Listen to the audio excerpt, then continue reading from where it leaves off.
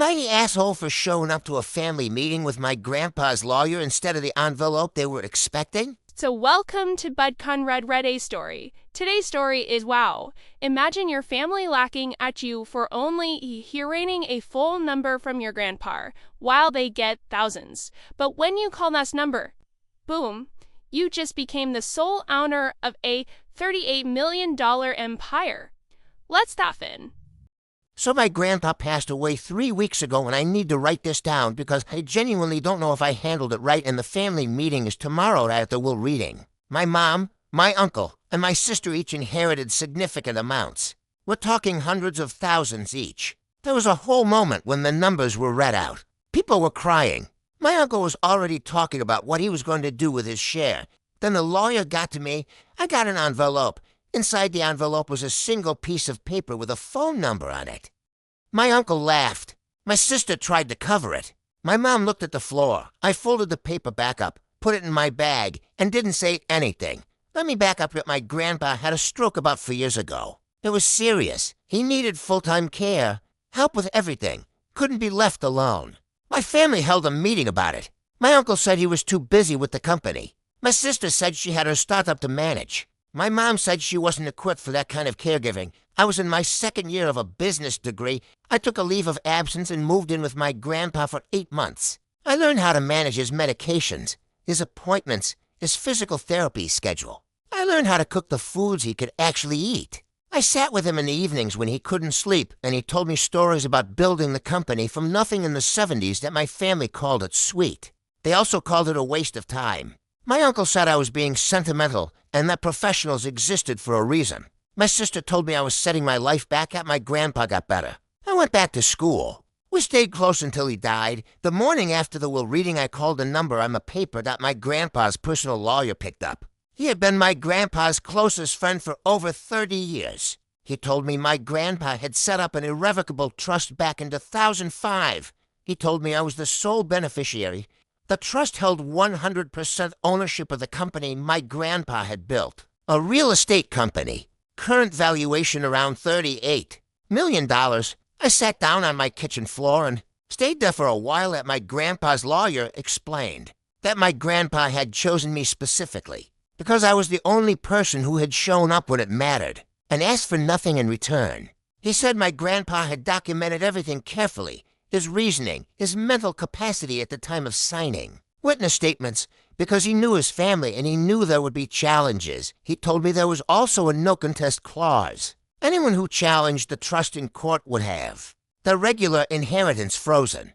Immediately, here's where I need your inputs. My family found out somehow that the envelope contained something significant. I think my uncle pressured someone at the law firm.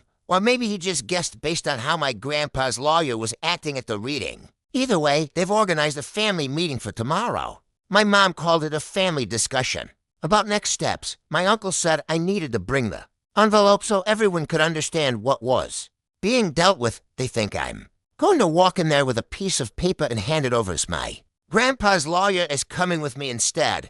I haven't told anyone. I don't know if I should warn them first or just let tomorrow happen the way it's going to happen. Part of me thinks they deserve a heads up. Part of me remembers my uncle laughing at that envelope and thinks, no, so, am I the asshole for not warning my family about what's actually in that envelope before the meeting? And honestly, is there any version of this where I should be trying to share this with them voluntarily? I keep going back and forth on it. My grandpa made his wishes very clear. But there's still my family that's too long. Didn't read. Grandpa left everyone else hundreds of thousands. Left me a phone number. Called it and found out I'm the sole beneficiary of an irrevocable trust worth around $38 million, the company he built. Family has organized a meeting expecting me to hand over the envelope. My grandpa's lawyer is coming with me instead. I haven't told anyone. Am I the asshole? Edit. A few people are asking if I'm sure about the legal side of this.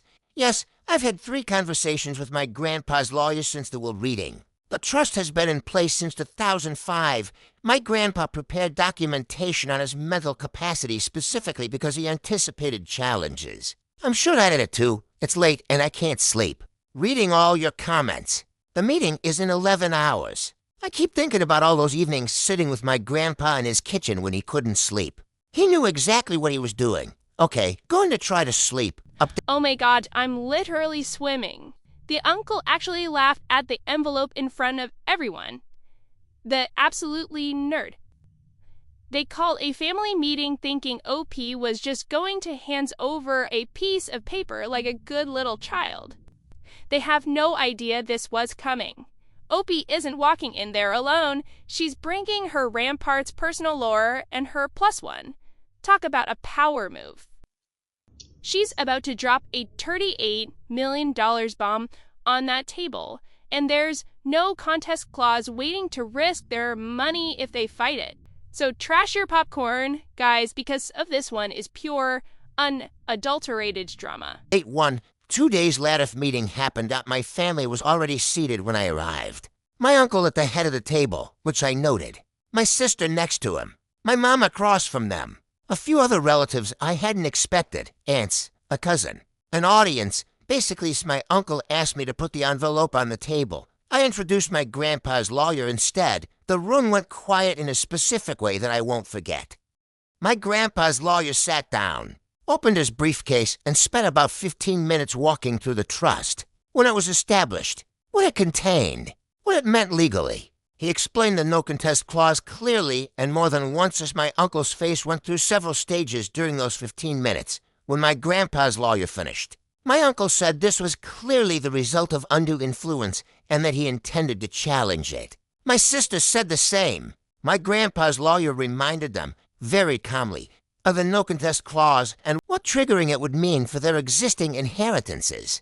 My uncle said he didn't care. He was going to fight it. My mom didn't say anything during any of this. She looked at me once, briefly, and then looked at the table that my grandpa's lawyer had one more thing. During the review process, he had flagged some irregularities in the company's expense accounts. My uncle had been approving personal expenses through the company for years. The amount was somewhere over $200,000 as my uncle pushed back from the table and said he wanted everyone out of his house. We left it. My uncle filed a legal challenge 3 weeks later. My grandpa's lawyer had prepared for exactly this. The capacity documentation was thorough. The trust held up. My uncle lost. The legal fees were significant. In the process of the challenge, the expense irregularities were formally investigated. I'll update when there's more to tell. Oh my gosh, the uncle actually tried to fight it and trick other clothes. Not only did he glow the closet, but the lower is both his secret comedy prof too. Karma really said, "How my drink." The uncle's face must have gone through all the colors of the rainbow. But wait, it's been a whole year since that crazy meeting. How did the family survive the fallout? Did the uncle lost everything? And what did the mother and sister do when the money ran out? So let's get into the final obstas because ending is everything.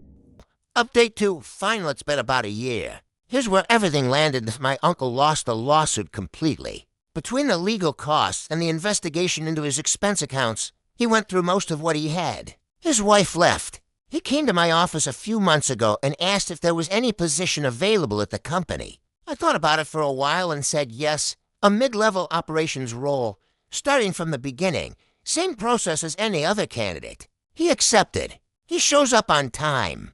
We don't talk about any of it. That my sister's startup came close to collapsing. She called me asking for money and I said no. I told her I wouldn't give her money, but that if she wanted to bid on a software contract the company was putting out, she was welcome to go through the same process as everyone else. Her company bid. Her company won. It was a fair process, and her work was actually good. Things have stabilized for her. We're not close, but we're civil that my mom spent most of her inheritance faster than I expected.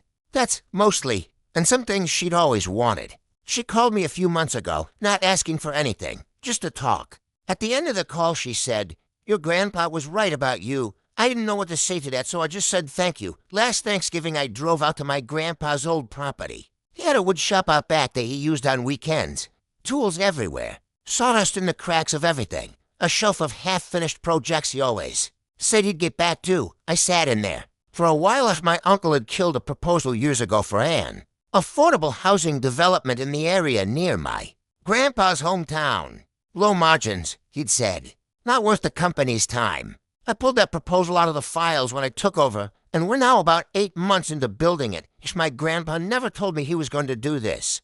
He never gave me any warning that the phone number meant what it did. He just watched how I showed up and made a decision quietly and prepared everything carefully so it would hold us to $38 million is real. And I'm not going to pretend it hasn't changed my life. But what I think about more is the fact that he trusted me with it. That he looked at me, the one who left school, the one people called sentimental, the one who got laughed at for receiving an envelope with a phone number, and decided I was the right person.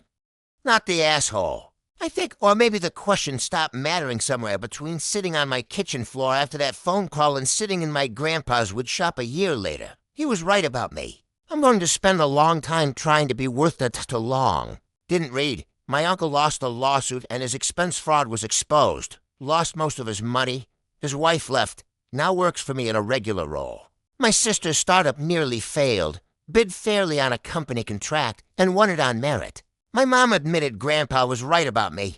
Affordable housing project is underway. Sitting in my grandpa's wood shop at Thanksgiving was the best moment of the year. Well, that's a legendary ending. The uncle lost his money, his wife, and now he literally works for Opie at the company. Talk about the ultimate reality check. But I absolutely love Opie's heart. She didn't hand out free money, but she gave her sister a fair chance to win a contract, and she gave her uncle a job. That's a poor guess. And the mom saying, your grandpa were right about you. That's about literally gave me goosebumps. OP is using that $38 million to build affordable housing, fulfillment, a dream her grandpa always wanted. C proved that she wasn't just sentimental. C's were the right version for the job. So sitting in that workshop at Thanksgiving, that's a real victory right there. But Bob Colorescu, I have to ask you, could you have given your uncle a job after he tried to show you? Or would you have left him with nothing? And what would you do if you inherited a secret $28 million company?